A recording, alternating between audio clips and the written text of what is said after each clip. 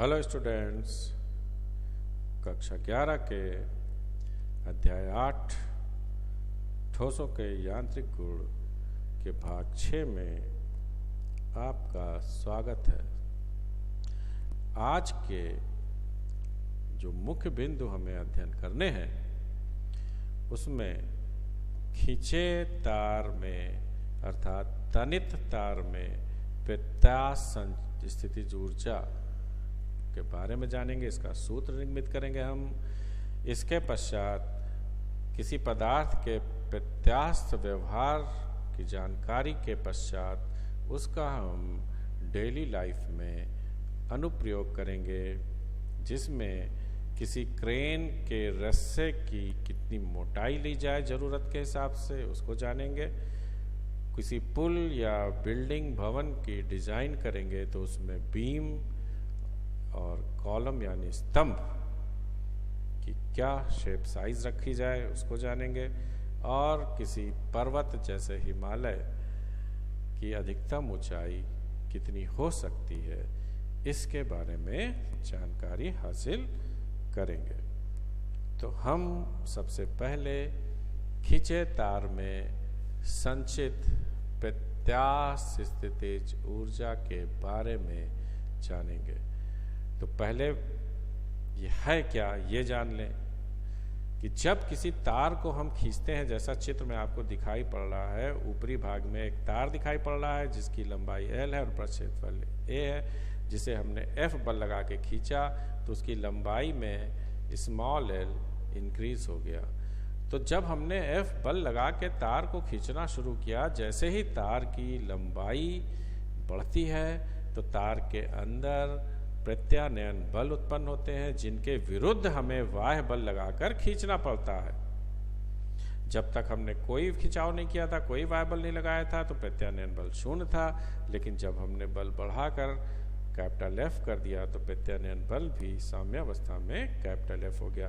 तो इस आंतरिक प्रत्यानयन बल जिसका मान 0 से 0 से F तक बढ़ रहा है, उसके विरुद्ध हमें तार को खींचना पड़ रहा है। और जो यांत्रिक कार्य किया गया, जो बाह्य कार्य किया गया, ये इसी खींचे तार में प्रत्यास्थ स्थितिज ऊर्जा के रूप में संचित हो जाता है। अर्थात हमें प्रत्यास्थ स्थितिज ऊर्जा ज्ञात करने के लिए हमें इस प्रत्यानयन बल के विरुद्ध किए गए कार्य की गणना करनी होगी। तो हम उसी के लिए सूत्र निर्मित करने चल रहे हैं। तो हम जानते हैं कि किसी पदार्थ का यंग प्रत्यास्थता गुणांक सूत्र हमने पिछले अध्याय में पढ़ा था कि y बराबर FL upon capital A into small l होगा, जहाँ स्मॉल l लंबाई में वृद्धि है। इस प्रकार हमने प्रत्यानयन बल का सूत्र निकाल लिया, जो कि लंबाई वृद्धि के साथ परिवर्ती बल है। और जब बल परिवर्ती होता है तो किया गया कार्य हम समाकलन विधि से इंटीग्रेशन मेथड से निकालते हैं। तो जब हमने अगर तार को dl मात्रा से और खींचेंगे तो कितना कार्य करना पड़ेगा? बल तो F लग रहा है, उस समय dl मात्रा से और खींचेंगे तो F इंटू dl कार्य करना पड़ेगा।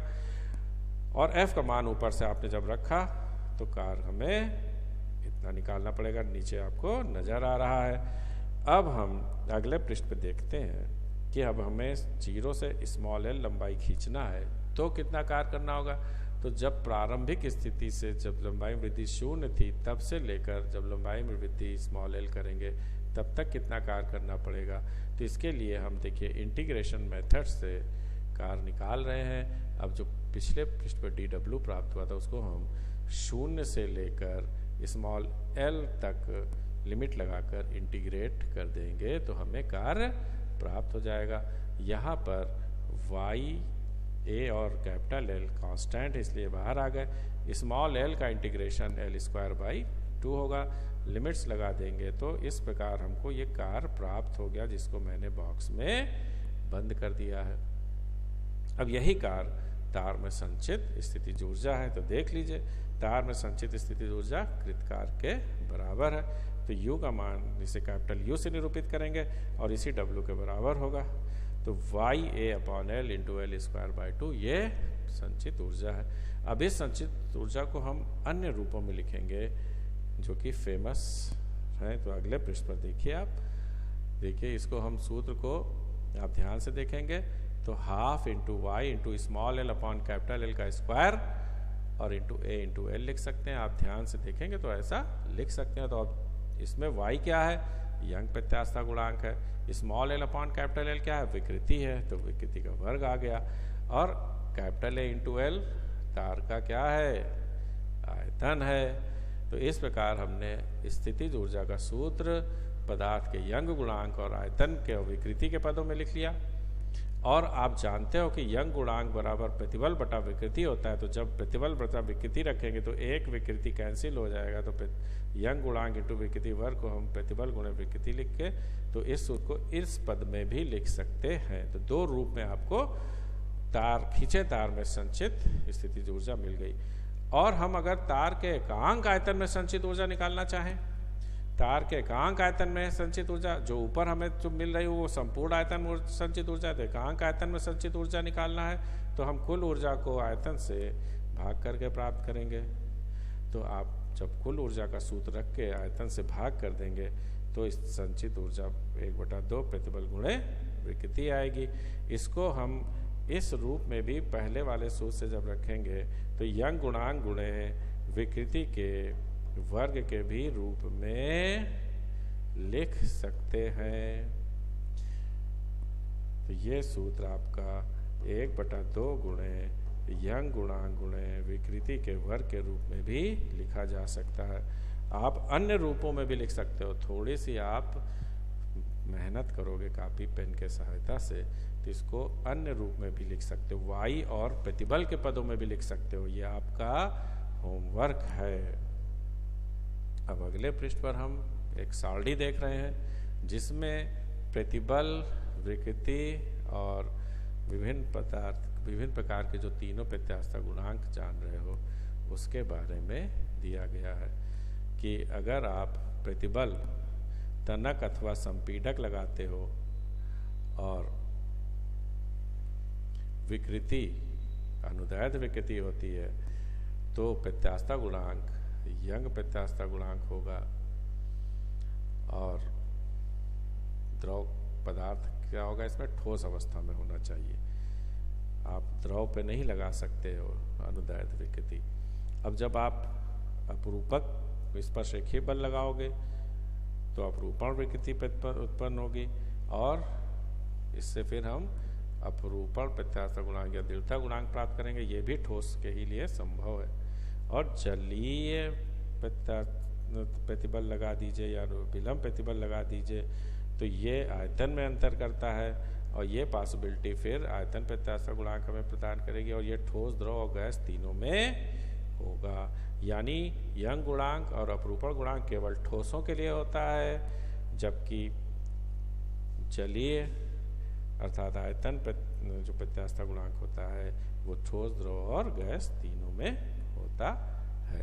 अब अगले पृष्ठ पर हम पदार्थ के प्रत्यास्थ व्यवहार के अनुप्रयोग को जानेंगे। तो विभिन्न पदार्थों के आपने प्रत्यास्थता को पिछले 2-3 अध्याय में देखा है, प्रत्यास्थता के बारे में जाना है आपने, यंग गुणांक जाना आपने, दृढ़ता गुणांक जाना और आपने आयतन प्रत्यास्थता गुणांक जाना।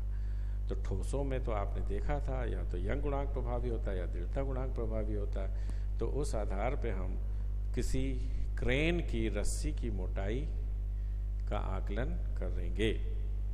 एक एग्जाम्पल लेके, तो सपोज कर लीजिए हम क्रेन, आप समझ रहे होंगे, क्रेन जो भारी वस्तुओं को उठाने वाली मशीन होती है उसे क्रेन कहते हैं। और उसको उठाने के लिए हम ऑर्डिनरी रस्सी नहीं लेते हैं, धागे वाली रस्सी नहीं लेते हैं, उसमें लोहे के धागों की रस्सी बनती है। इस्पात, स्टील के रस्से का उपयोग करते हैं, स्टील के तार लेते हैं, उसे गूंथ लेते हैं रस्सी की तरह, तो लचीलापन आ जाता है और हम उससे फिर भारी सामानों को उठाने की कोशिश करते हैं, क्योंकि लोहे के पराभव सामर्थ्य बहुत अधिक होती है, जो कि हमने देखे 300 × 10⁶ न्यूटन प्रति मीटर स्क्वायर है। ये जानकारी हमें है, इसी का तो अनुप्रयोग करना है। और इस्पात के रस्से के उठाने की सामर्थ्य हमें कितना उठाना है ये मान रहे हैं हम कि जो क्रेन हमें बनानी है वो हमें 10 मीट्रिक टन सामान उठाने के लिए बनानी है, यानी 10 की घात 4 kg। 1 मीट्रिक टन का मतलब 1000 kg होता है, और 10 मीट्रिक टन 10 की घात 4 यानी 10,000 किलोग्राम का द्रव्यमान हमें उठाना है। तो इसके लिए जो क्रेन में लोहे की रस्सी, इस्पात की रस्सी लेंगे तो क्या हो, तो आप ये तो समझ सकते हो। यहाँ पे थोड़ा सा आपको लॉजिक लगाना है कि जिस रस्से से हम उठा रहे हैं, जब भारी सामान उठाएंगे तो जो रस्से में तनाव उत्पन्न होगा उसके कारण जो प्रतिबल आएगा, वो प्रतिबल उस रस्से के पदार्थ के पराभव सामर्थ्य यानी जो खिंचाव जहाँ तक उत्पन्न होकर परमानेंट खिंचाव आ जाए, तो उस खिंचाव के जो प्रभाव सामर्थ्य है उससे कम ही प्रतिबल होना चाहिए, जिससे कि जब प्रतिबल हटाएं तो वो वापस अपने प्रारंभिक आकार को प्राप्त कर सके, वरना वो खिंचा रह जाएगा। इसलिए जब भार के कारण रस्से में प्रतिबल आए वो उस रस्से के पदार्थ के पराभव सामर्थ्य से कम हो या जस्ट बराबर हो। इसीलिए देखिए लेस देन और इक्वल टू का साइन यहाँ पर लगाया गया। और प्रतिबल क्यों उत्पन्न हुआ है, भार mg बटा अनुप्रस्थ क्षेत्रफल से उत्पन्न हुआ है, और पराभव सामर्थ्य आपको दिया गया है 300 × 10 की घात 6 न्यूटन प्रति मीटर स्क्वायर। और द्रव्यमान m आपने 10 की घात 4 kg लिया है, g का मान 10 मीटर प्रति सेकंड स्क्वायर लिया है, अनुप्रस्थ क्षेत्रफल पाई r स्क्वायर है जहाँ r त्रिज्या है। इस वैल्यू को जब रखने के बाद आप सॉल्व करेंगे तो r स्क्वायर का मान हम जब प्राप्त करेंगे सॉल्व करते हुए तो 10 की घात -4 मीटर स्क्वायर आएगा। और यहाँ से जब वर्गमूल लेके सॉल्व करेंगे तो r यानी त्रिज्या का मान 10 की घात -2 मीटर होगा, और इसे सेंटीमीटर में लिखेंगे तो त्रिज्या 100 से गुणा कर देंगे तो 1 सेंटीमीटर आएगी। यानी जो हमने एग्जाम्पल लिया उसमें लोहे की जो रस्सा लगाएंगे उसकी त्रिज्या 1 सेंटीमीटर हो, अर्थात उसका व्यास 2 सेंटीमीटर हो। और हम ये नहीं चाहेंगे कि थोड़ा सा भी परेशानी हो, इसलिए सुरक्षा की दृष्टि से इस व्यास को हम, जो कि 2 सेंटीमीटर हमें चाहिए अधिकतम, लेकिन हम उसको सुरक्षा की दृष्टि से उस व्यास को 3 सेंटीमीटर यानी उस क्रेन में हम जिससे 10,000 किलोग्राम का द्रव्यमान उठाना उसके रस्सी को हम 3 सेंटीमीटर की व्यास की बनाएंगे। अब हम अगले पृष्ठ पर पुलों अथवा भवनों के डिज़ाइन में देखेंगे। इसमें आप जानते हैं भवन या पुल बनते हैं तो उसमें बड़ी बड़ी बीम लगानी पड़ती है, और बीम भार के कारण दब सकती है। जैसा चित्र में दिखाई पड़ रहा है, एक बीम जिसकी लंबाई L है और उसकी गहराई D है, तो वो अपने भार, उस पर जो भार लदा है उस पर W मिडिल में जो लटका हुआ उसके कारण जो बीम में देखिए डिप्रेशन आया है, तो वो डेल्टा का मान इस सूत्र में आपको दिखाई पड़ रहा है, जहाँ पर L लंबाई है, B उस बीम की चौड़ाई है और D उसकी गहराई है।